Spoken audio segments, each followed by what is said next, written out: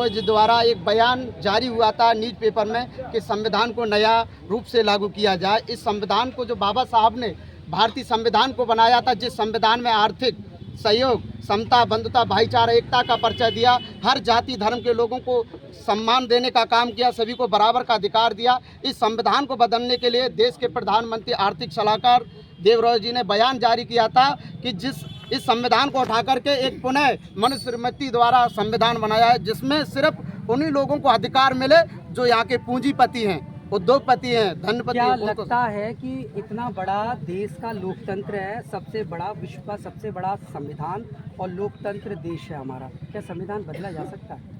ये संविधान बदलने की कोशिश तो की जा रही है, लेकिन इस देश का जो बहुसंख्यक समाज है, जो SC ST OBC and minority है, जो इस देश का मूल निवासी है, वो ऐसा हरगिज़ नहीं होने देंगे, क्योंकि हम लोग वो कौम है जिन्होंने पानी भी संघर्ष करके पिया था। ये संविधान बहुत से हमारे महापुरुषों का लहू का सींचा हुआ है, इसको ऐसे खत्म थोड़ी हो जाने देंगे। संविधान में ऐसी अभी तक कोई ऐसी छेड़छाड़ हुई है या कुछ ऐसा हुआ है? देखिए, संविधान में लगातार संशोधन के नाम पर वो मतलब सरकार के बल पर संशोधन ऐसे करते हैं जो कि निचले तबके का व्यक्ति है, उसको परेशानी लगातार बढ़ रही है, और पूंजीपति धन्ना सेठों के लिए कैसे फ़ायदा पहुंचाया जाए, ये सरकार उस हिसाब से बिल को पास कराती है संसद में।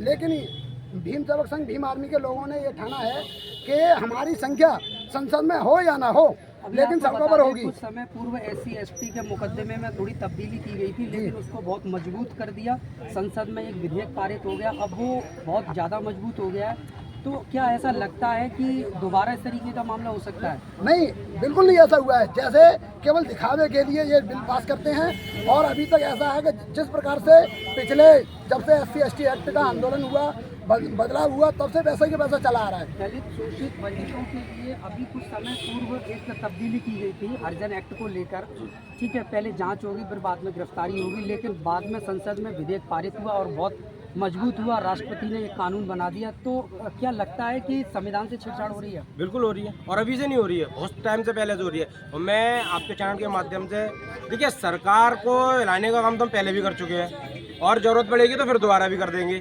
लेकिन मैं आपके चैनल के माध्यम से अपने बहुजन समाज के जितने भी नेता हैं उनसे मैं आग्रह करना चाहूँगा, निवेदन करना चाहूँगा कि ऐसे मौके पर जब आपके हक और अधिकार की लड़ाई, आपके हक और अधिकारों को छीना जा रहा है, जब आपके हक और अधिकार की लड़ाई एक छोटे छोटे संगठन जब यहाँ हम मिलकर इकट्ठे होके लड़ रहे हैं। संविधान बचाओ जो यात्रा जो चल रही है, वो किसके आह्वान पर आपने की? देखिए, अब हम आपको ये आदेश कहाँ से मिले? देखिए, आदेश नहीं मिला, हमारे भीम सेवक संघ के संस्थापक हैं आदरणीय बड़े भाई गुलाब सिंह जी, उनके आदेश पर संविधान बचाओ यात्रा अभी तो फिरोजाबाद की विधानसभा टूला में लगा रही है, और जरूरत पड़ेगी तो फिर पूरे जिले में निकाली जाएगी। अभी यहाँ पर सिर्फ टूला तहसील का, केवल टूला तहसील का ही चल रहा है। अच्छा, इसमें कोई संबंधित ज्ञापन वगैरह भी सौंपेंगे क्या? नहीं, ज्ञापन कोई नहीं रहेंगे, ये केवल चेतावनी के रूप से, जिस तरीके से भारत सरकार। Thank you. अच्छा, जो बाबा साहब ने जो संविधान बनाया था, आप देख सकते हैं तस्वीरों में, आज जो आप साक्षात खड़ी हुई हैं, आज आपको बहुत सारे अधिकार हैं। मैं समझता हूँ महिलाओं को ही सबसे ज़्यादा अधिकार है पुरुषों की अपेक्षा।